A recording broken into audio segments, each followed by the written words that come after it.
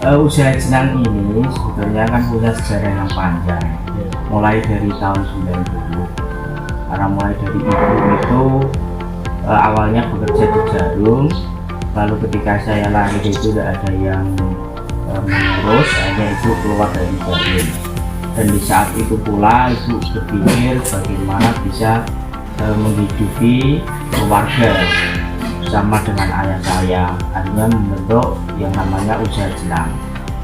Awalnya cuma-cuma untuk pesanan di rumah-rumahan, belum sampai terpikir untuk dikembangkan dan dipasarkan di luar kota. Jadi saat itu pula akhirnya ternyata jenang punya potensi sebagai oleh-oleh khas Kudus, yang dimana jenang ini sangat diminati oleh masyarakat. Akhirnya ketika jenang diproses, diproduksi di sini, akhirnya mulai banyak peminatnya, karena orang merasa kalau dari Kudus Timur itu jauh, kalau ke Kaliputu atau Kudus kota, akhirnya kita sediakan dari sini. Dari kalangan Joglo kebanyakan larinya ke sini. Nah dari itu maka ibu memproduksi jenang dari lambat tahun ke tahun. Jenang ini berkembang. Nah, berbagai merek yang sudah ditampilkan, mulai dari dulu ibu itu punya merek Garuda, punya merek Mutiara. Lalu setelah saya dan kakak saya besar, akhirnya kakak saya mengelola jenang Garuda, yang saya mengelola jenang Mutiara. Nah, lalu pertanyaannya kenapa muncul yang namanya jenang Armina?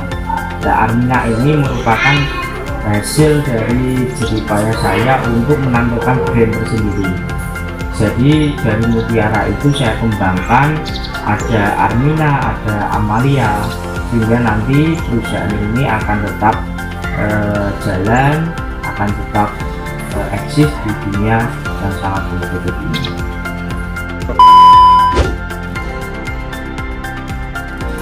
Proses pembuatan jenang itu terdiri dari satu, merebus gula kelapa dulu atau gula Jawa.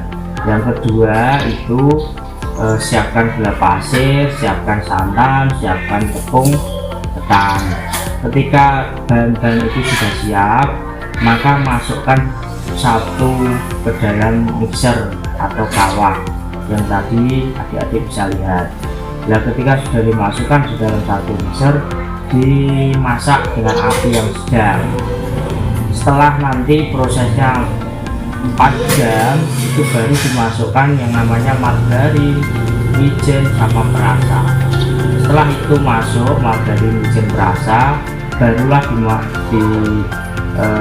disiapkan loyang untuk ini, untuk menetap atau mengalih dari mixer ke nampan karena sudah matang. Prosesnya kurang lebih 5,5 jam sampai 6 jam. Dulu itu produksi jenangnya, produksinya cuma jenang. Jadi produksi yang ada di sini itu cuma jenang saja.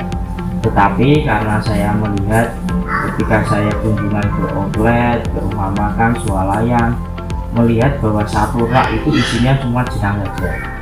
Dari sini, dari Kaliputu, dari mana-mana itu jenang. Jadi satu dalam outlet itu. Nah ketika saya berpikir dalam rak itu harus ada varian, maka saya menampilkan madu mongso sama dodol Kudus. Jadi ada 3 varian di sini, yaitu jenang, madu mongso, dan dodol Kudus.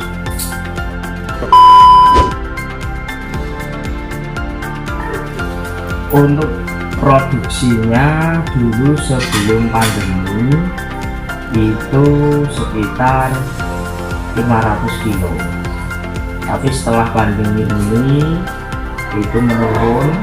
Yang kemarin itu pas tahun 2020 jatuh-jatuhnya itu satu harinya 120 kilo.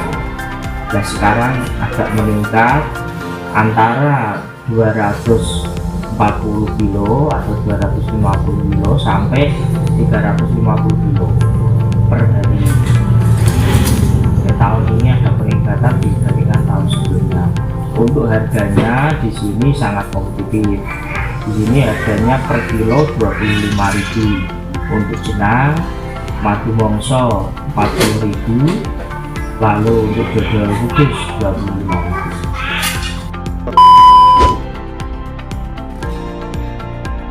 Omset per bulan saat ini belum pernah saya hitung secara tertulis ya, belum pernah saya bukukan, tetapi kurang lebih ya kalau dihitung dari sales, karena sales kan ada hitungannya, itu kurang lebih rata-rata per minggunya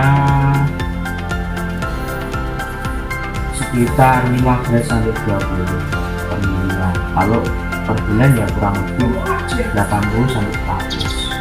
Itu omset secara keseluruhan, belum dikurangi bahan baku, gaji tenaga kerja sama lain-lain.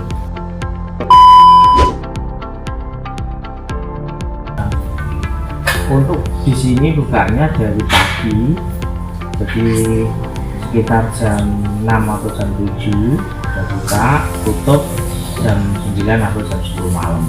Karena ini tempat usaha sekaligus rumah, jadi kapanpun orang mau beli bisa, asalkan yang punya tidak keluar kota atau ketika saya sedang tidur, ya intinya jam-jam ketika efektif jam 6 sampai jam 10 malam.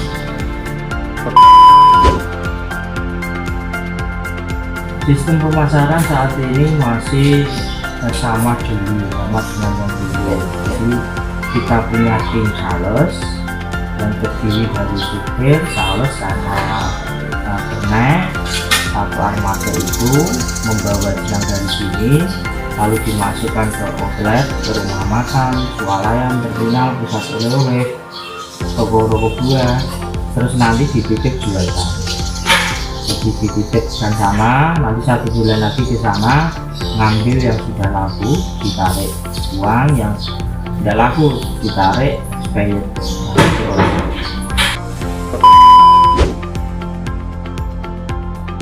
Untuk pemasaran saat ini lingkupnya Jawa Tengah, Jawa Timur, sama Jogja. Untuk kota-kotanya ada Semarang, lalu ada Magelang, terus Jogja itu ada Bantul, Gunung Kidul, terus ada Pacitan, Trenggalek, Ponorogo, Madiun, Ngawi, terus Kagen, Solo, terus ada Purwodadi, ada Blora, ada Lamongan, ada Malang, ada Kediri, lalu ada Nganjuk.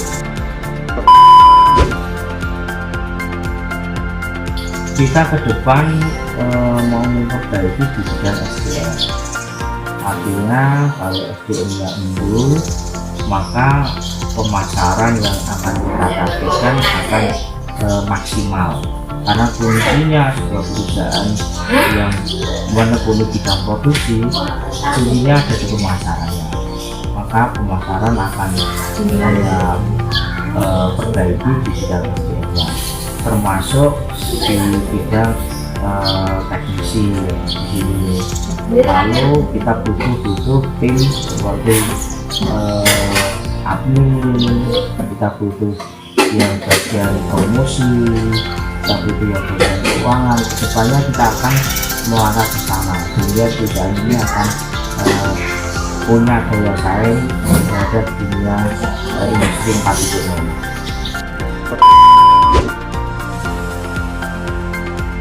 Harapannya dari perusahaan ini ya tentu bahan baku selalu tersedia, karena bahan baku tersedia itu merupakan salah satu kunci utamanya. Lalu yang kedua adalah dari harga bahan baku yang kompetitif, jadi harganya tidak naik signifikan tapi standar, terus perizinan mudah, terus kita diberikan pendampingan maupun pelatihan dari dinas sehingga usaha ini akan mampu berkembang.